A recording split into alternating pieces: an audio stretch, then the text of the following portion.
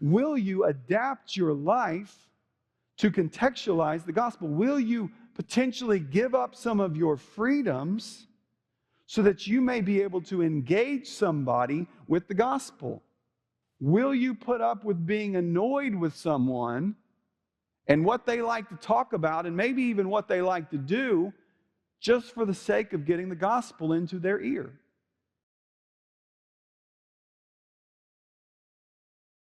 We're going to continue on our journey through what it looks like to serve, what it looks like to be a servant of Jesus, and how we do that. We're going to go to a different passage today of 1 Corinthians 9 that's going to force us once again to maybe think about service and the way we serve people in maybe slightly different terms than we normally would. As we said, and as we think about many times, we think about service of Jesus and service of other people. We think about it tangibly and how we actually do something. As I said last week, we've got a team of 8 guys that are leaving next Sunday or next Saturday. They will be heading for Georgia. Right now they're headed for Georgia. They could get rerouted somewhere, but right now they're headed for Georgia to go tangibly serve people. But when these guys go tangibly serve people by chopping up trees and moving them out of the way and bringing them off houses, they are doing so for a reason. And it's not just to bring relief to somebody's home after devastation. It's to bring relief to their souls from their sin problem. And this morning, I want you to think about your service and its relationship to the advance of the gospel. How we serve people and how we are committed to serving people, and what is the connection between that and the advance of the gospel in the hearts and lives of people. So look with me at 1 Corinthians chapter 9. We're going to start reading in verse 19 this morning. Paul says, "For though I am free from all, I have made myself a servant to all, that I might win more of them. To the Jews I became as a Jew in order to win Jews. To those under the law I became as one under the law, though not being myself under the law, that I might win those under the law. To those outside the law I became as one outside the law, not being outside the law of God, but under the law of Christ, that I might win those outside the law. To the weak I became weak, that I might win the weak. I have become all things to all people, that by all means I might save some. I do it all for the sake of the gospel, that I may share with them in its blessings." Paul sees his main act of service is taking the gospel to all men. The work of serving people, the work of serving Jesus, has to be at its very core and at its very essence, if it is going to be serving men and serving men in the name of the Lord and serving Jesus himself, the work of serving people is supposed to be, and it has to be for the church, gospel advancing work. We don't go serve people and we don't go do things just to bring relief. We want to help. We want to bring relief to people because we just want to help them. But we do so at the bottom line to advance the gospel in people's lives.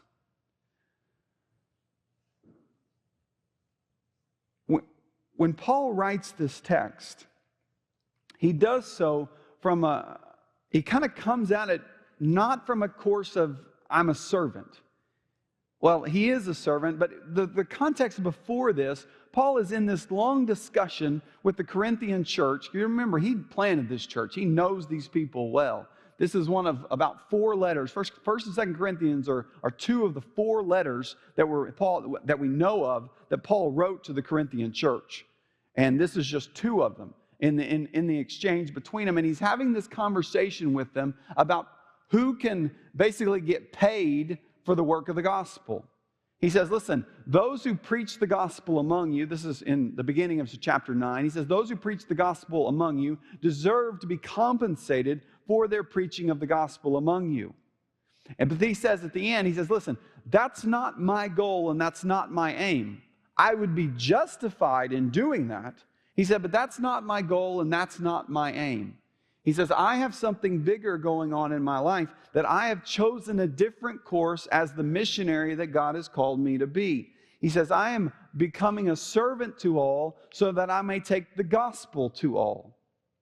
So today I just have 3 questions for you and for me to think about today as we think about our service for Jesus and others for the sake of the gospel. Here's the first question. Will you exchange your gospel freedom for the constraints of being a servant? Will you exchange, give up your gospel freedoms for the sake of being a servant, for the constraints, for the bondage of being a servant? Look at verse 19. Paul says right at the beginning, he says, though I am free from all. Now, again, he's talking about who is bound to whom, who is under different constraints all throughout this book. But he says here, I am free from all. I am not bound to anyone or anything. He says, I can eat what I want. I'm not bound by the food laws. I'm not bound by any of that. I am free from all of that. I am free from obligation to everyone. I am free from the debt to everyone. I am free because of what the gospel has done in me. And we experience that same freedom. We celebrate that freedom. For if you have been set, for Christ has set you free, you are free indeed. We know that text, right? We are not bound to the sin in our lives. We are not bound to those things around the world and those things in the world that would seek to constrain us. We are set free from the fear of death. We are set free. We're set free from the expectations of other people. We're only obliging to Christ. We are free from all of that.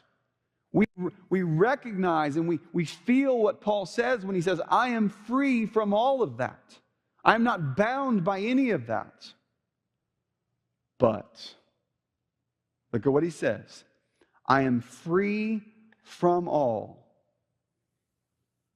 but I have made myself a servant to all.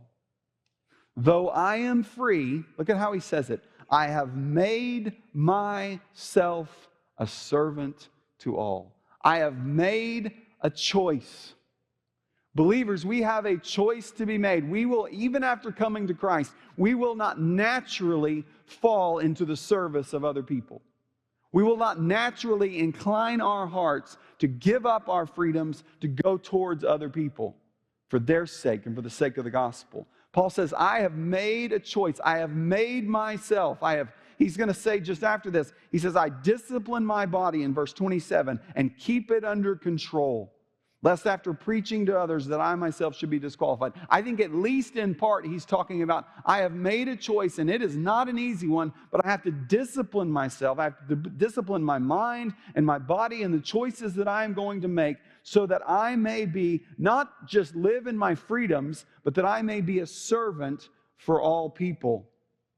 You see, the power of the gospel sets us free. It really does turn us loose. And we rejoice in that. We rejoice in the freedom that it gives us. We rejoice in the hope that it gives us. We rejoice in all that it allows us and sets us free to do. But the reality is, as believers in Christ, though the power of the gospel sets us free, the beauty of the gospel that we know and that we love moves us to lay down those freedoms so that others can know the gospel. Or put another way, though the gospel sets us free and turns us loose, in those freedoms, we begin to love the gospel and love Jesus so much that we set those freedoms aside so that we may serve other people, so that they can see and experience and know the same beauty that we're experiencing and knowing. Listen, I believe that's why people serve in kids ministry and student ministry in our church. In any church, really, I think. They are free to not serve. Like, we are free. We are not bound to serve. Like, there is no law that states when you become a Christian, and even when you have kids, that I have signed up for the next 7 years while I have a kid in the student ministry. I mean, it'd be nice if we could do this maybe. If we had, the next 7 years that I have a kid in the student ministry, I'm volunteering in the student ministry. We don't sign you in blood to that. Or we don't sign you in blood to when, as long as I have a kid in the nursery, that I'm going to serve in the nursery. Like, we don't do that. We're free from those constraints. Those are kind of silly examples, but I believe, because I know the people that are in there, I believe those people who are investing their time and helping these kids write and perform a puppet show and learn sign language and sing and all of these things that we do and disciple students in the student ministry, they're doing that. They have made themselves a servant to those people so that they may experience the gospel and know Jesus and grow in Jesus. They're living out this text that I am free from all. I am free from those obligations, but I am going to willingly take those obligations because I want that generation, I want those children to know what I know. To be free themselves and then one day do the same thing and turn around and be in service to others as well. I'm free from all, but I have made myself, I've constrained myself to be a servant of all so that others may taste the gospel as well. And taste and see that He is good. And that He gives us life amidst being a servant. Because I want you to know, you may experience all the freedom in the world, but you won't know the joy of following Christ until you're serving Him. There's just a different kind of joy there. There's a different kind of knowing Jesus that you experience when you serve Him for the sake of other people. First question, will you exchange your gospel freedom for the constraints of being a servant? Second question, will you adapt your life to contextualize the gospel? Will you adapt your life to contextualize the gospel? Now let me explain what I mean by that. Look at what Paul says. When he says, I have made myself a servant of all, he has made himself. He has made a choice to do something. Well, he's going to explain what he does in verse 20, 21, 22. He says, to the Jews I became, you see that language? I became as a Jew. To those outside the law, I became as one outside the law. To the weak, I became weak. To those under the law, I became as one under the law. Now, I don't want to spend a lot of time trying to figure out exactly what he means by he became one of those things. I just want to press in that language that I became one of these things. I became weak. I became under the law. I became outside the law. I became a Jew. I did all of these things for a reason.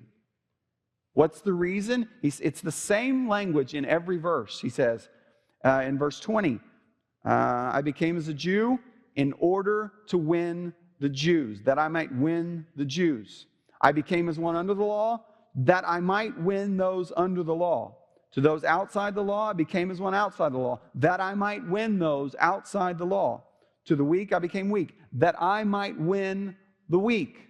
It's the same language again and again and again. It's this pattern of life that's developed in Paul's work and in the way he lives and goes about his life. Whenever he walks into a place, you see, Paul's missionary pattern when he would go on his missionary journeys was this. He would show up in an area and he would start in the synagogue. He would go to the Jewish synagogue if there was one. If there was enough people to build a Jewish synagogue, he would go into there, and they would often receive guest speakers into the synagogues. So he would go in there and he would ask to be one of those speakers, and he would sit in front of the people and he would preach the gospel to them. Now, as you remember reading through the book of Acts, sometimes that went well, and other times that went poorly, to say the least. Sometimes they received him and invited him back. Sometimes they tried to stone him. Like, it went both ways. But what would happen there is he would start there, but then when he would be kicked out eventually, because eventually he would get kicked out of the synagogue because they didn't like what he was saying, but he would start there. So when he walked into town, that would be, I became as a Jew in order to win the Jews. But when he gets kicked out and he goes to those outside the law, he finds himself amongst the Greeks, and he finds himself amongst the Hellenists, and all of a sudden, his preaching takes on a different shape and a different form. He finds himself in Athens, and he finds himself on the hill with all the philosophers. And what's he do? He takes their style of teaching and preaching and says, hey, you guys know that God that you worship, the one with the statue that says the unknown God? You know who that one? Let me tell you who that is. Let me tell you about him. And he dives off in their style, in their model. He goes as to those outside the law. He goes to those under the law. He adapts his life. He changes his mannerisms. He changes his techniques and his strategies to get the gospel to a particular group of people. That's called contextualization. It's making the gospel sound correct and clear in the ears of those who you're preaching it to. Let me give you another example of what contextual. It looks like learning a language. When we send our missionaries around the world, we don't send them. You realize before, as the IMB sends missionaries, the biggest chunk of what their pre-prep time training is not necessarily learning the gospel. They've spent time in seminary and growing up and learning that. You know what they do? They go to language school. They learn the country that they're going to. Even when they get in country, they learn the customs. They learn the ways in which people interact, the ways in which people don't interact. They learn these things so that they can effectively communicate the gospel. Now you say, Pastor, that's for them. That's for the missionaries. That's what they're supposed to do. One problem with that. Paul doesn't limit this to missionaries. In fact, if you turn over into chapter 10, at the end of chapter 10, he says, listen, this is for everybody. He says, whether you eat or drink, this is chapter 10, verse 31. Whether you eat or drink, whatever you do, do all to the glory of God. We know that verse. Do everything to the glory of God. Keep reading, though. He says, give no offense to Jews or to Greeks or to the church of God, just as I try to please everyone in everything I do, not seeking my own advantage, but that of many, that they may what? Be saved. Be imitators of me as I am of Christ. So he tells them, he says, listen, this is not just for me. He writes to the entire Corinthian church and says, guys, imitate what I'm doing in my life just as I am seeking to imitate Christ. And part of that involves the way we live our lives in and around those who are connected to us. And those in which God puts us in their circle of influence, that we may have an influence for the gospel. So the question that I lay before you is, will you adapt your life to contextualize the gospel? Will you potentially give up some of your freedoms so that you may be able to engage somebody with the gospel? Will you put up with being annoyed with someone and what they like to talk about, and maybe even what they like to do, just for the sake of getting the gospel into their ear?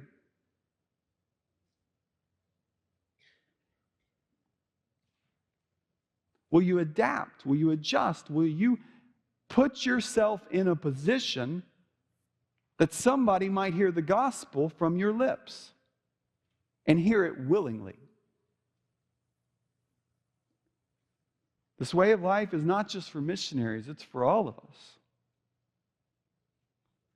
It's the path of, it's giving up our freedoms for the sake of serving others for the sake of the gospel.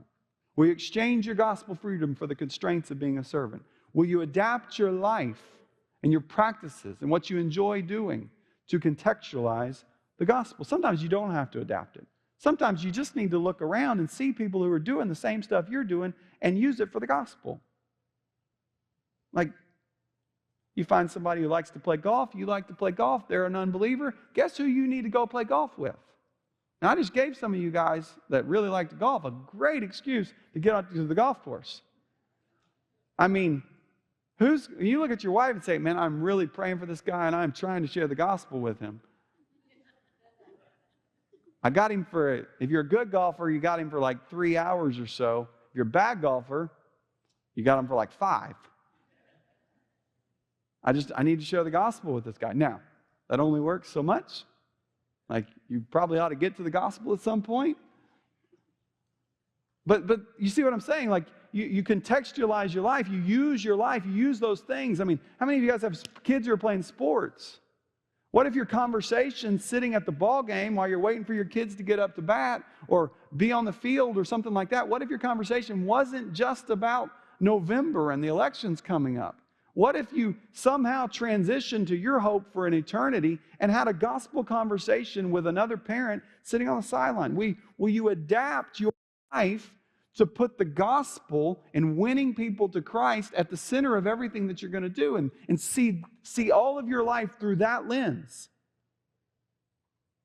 of how may I win some? Because that's the third question I have for you. Will winning people and saving souls be your highest motivation? You know, what is the words that Paul used throughout this verse? I mean, there's several that he repeats again and again. But at the end of every one of those statements, he says, at the end of every verse, except for verse 23, from verse 19 all the way through verse 22, you know what he talks about in every single verse? That I may win them. That I may win them. That I may win them. 5 times he says that I may win them. And then the last, in verse 22, he says, that I may save some. Now, Paul knows he can't save them. That's not what he's saying. He's saying, will winning people and saving souls be at the forefront of your life as your highest motivation in serving people? Like we're sending these men to Georgia, not for the purpose of clearing 2 to 4 houses a day, but for sharing the gospel and praying that God may save souls while they're there. He says, that I may win them. Verse 23, he says, I do it all. Everything I do. Constrain myself, become these other people, like learn people, adapt to people, get into conversations with people. I do all of that for one reason, for the sake of the gospel. And then look at this last piece of verse 23. He says that for the sake of the gospel, that I may share with them in its blessings. That I may share with them. Now, he could have said right there, he could have said that they may share with me. That they may get to experience what I get to experience. But that's not what he says. He says, I want to share with them in the blessings of the gospel. What he's saying in there is, listen, I'm not just sitting back here and saying, I'm good, you guys come enjoy this if you want to. He's saying, I want them. I want them to enjoy the gospel.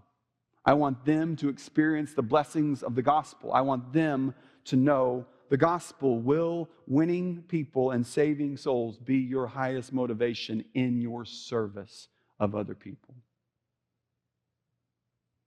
That's what the gospel does in us. When we've trusted in it, when we believe in it, we follow it. And we work towards it. And we shape our lives so that people may know Him. Would you pray with me this morning?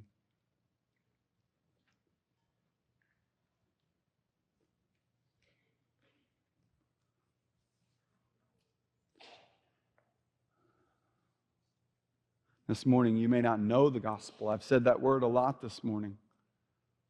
But I realize that's a language that we use in the church that most of us assume other people know. The gospel is simply the good news that Jesus died for your sin. He was buried, and He came back to life on the 3rd day. God raised Him from the dead on the 3rd day to prove that He had accepted His sacrifice on your behalf. So this morning, a simple question for you is, do you know the gospel? I guess.